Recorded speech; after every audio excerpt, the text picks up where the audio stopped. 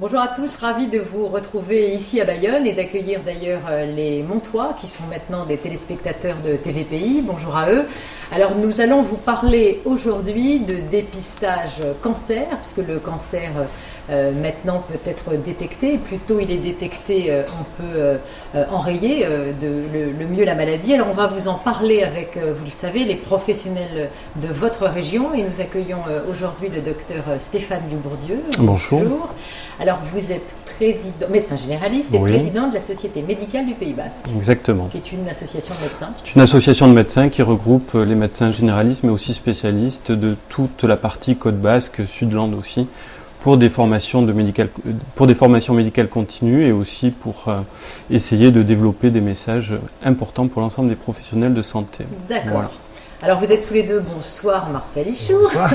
Alors vous êtes tous les deux médecins généralistes et j'aimerais qu'on parle effectivement de donc, ce dépistage cancer dont on va parler aujourd'hui et en quoi alors Marcel, en médecine générale, on peut finalement dépister bon nombre de cancers et donner, comme on le cherche à le faire ici, des règles de bonne hygiène de vie bien sûr, mais aussi surtout du dépistage parce qu'il vaut mieux le savoir le plus tôt possible. Le médecin généraliste c'est le premier maillon de la chaîne, c'est lui qui est en vraiment première ligne. L'interface est en première ligne, et notamment pour la prévention. Après je laisserai parler mon confrère, mais en gros il y a un certain nombre de cancers qui, quand ils sont prévenus, détectés à temps, peuvent être soignés, voire même guéris, et on parle maintenant dans certains cancers de maladies chroniques, c'est plus une fatalité, c'est plus quelque chose, le verdict, la sanction fatale, et avec tout ce que ça implique au bout comme souffrance pour les malades et pour leur entourage. Donc maintenant, on peut vivre, et non seulement vivre, mais guérir complètement d'un cancer, à condition qu'il soit prévenu à temps. Alors on va tout de suite envisager les cancers sur lesquels on peut faire quelque chose. Oui, alors oui, effectivement. Et donc, en médecine générale, en médecine générale, la grande difficulté, c'est vrai que nous sommes les médecins en première ligne et donc il y a énormément de choses sur lesquelles il faut être vigilante et qu'il faut traiter. Donc le grand pan de la médecine générale, c'est effectivement la prévention et le dépistage. Donc le dépistage des cancers est aussi un pan très important. On a tous entendu parler du dépistage du cancer colorectal par les spots publicitaires, par l'information qui a été faite au grand public. Actuellement, ici, dans les Pyrénées-Atlantiques aussi, on travaille beaucoup avec le centre Pirantec qui organise ce dépistage du cancer colorectal. Donc, et là, pardon, mais c'est un maillage. Oui. Le cancer colorectal, donc on est d'accord, c'est avec les gastro-entérologues, en termes de spécialistes. Alors, la spécialité, ce sont les gastro-entérologues, mais le dépistage est organisé, si vous voulez, de façon départementale. Et donc, on est en première ligne puisque c'est nous qui remettons les tests de dépistage. Donc, il y a un test à faire sur les selles et ce test est remis au médecin traitant de chaque personne. Donc, c'est juste qu'on dise comment ça se passe. Hein, c'est alors, ça, très brièvement, on vérifie qu'il n'y ait pas de sang dans les selles puisque le sang est un des marqueurs premiers d'un cancer colorectal qui peut se mettre à saigner. Voilà. D'accord. Ça, c'est le premier dépistage. Ça, c'est un dépistage qui fait qu'on peut embrayer dans d'autres dépistages comme une coloscopie. Enfin là, on va confier plutôt le patient au gastro-entérologue pour d'autres examens. Alors quand même une chose, c'est que ce dépistage, c'est un dépistage de masse. Quand on détecte le sang dans les selles, on fait un dépistage de masse important.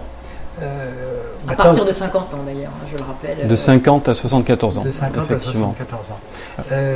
Ce qu'il faut voir, c'est que quand on a un patient, et ce que fait le docteur Bourdieu, parfois, mais ce patient, on n'est plus dans la masse. C'est-à-dire que si un patient vient avec des antécédents familiaux notamment, etc., il ne faut pas hésiter, non pas à faire ce dépistage, mais directement à faire une coloscopie qui va là pour le coup avérer soit un cancer en phase initiale, voire même un polype qui pourrait évoluer vers une cancérisation, effectivement.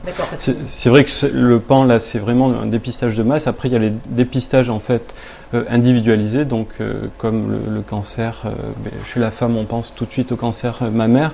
Donc là aussi, il y a eu toute une organisation de masse, mais on est quand même très vigilant aux facteurs héréditaires de ce cancer. Il y a le cancer pulmonaire. Alors lui... Alors pardon, mais je voudrais faire un zoom, parce que je suis une femme, alors évidemment je suis tout de suite concernée. Les mammographies, puis c'est vrai qu'on entend tous les jours en ce moment sur les médias l'importance de ces mammographies, puisqu'on le sait, il y a encore insuffisamment de femmes, mais vraiment insuffisamment qui veulent se faire femmes, dépister. Qui vont faire une mammographie, alors qu'elle est gratuite, à partir de 50 ans, on dit tous les 2 ans, on peut même en faire 2 pour vérifier. Donc C'est vraiment majeur. Voilà. Et même vous, votre rôle, j'imagine, en consultation, c'est de dire aux femmes, allez faire votre mammographie, quoi, parce qu'elles y vont pas suffisamment. Alors, c'est une des grandes difficultés, c'est-à-dire que souvent on voit des femmes à 50 ans qui vont très bien, qui me disent mais pourquoi aller faire une mammographie, tout va bien, j'ai pas envie. Voilà. Et donc tout notre rôle consiste à persuader cette femme à ne pas faire l'autruche, à aller passer sa mammographie, à aller faire les examens.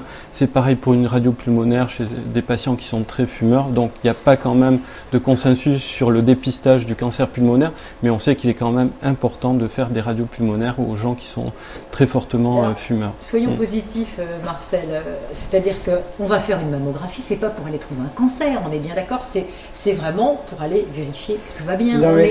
Parce que les gens ne veulent pas y aller pour ne pas apprendre la mauvaise nouvelle.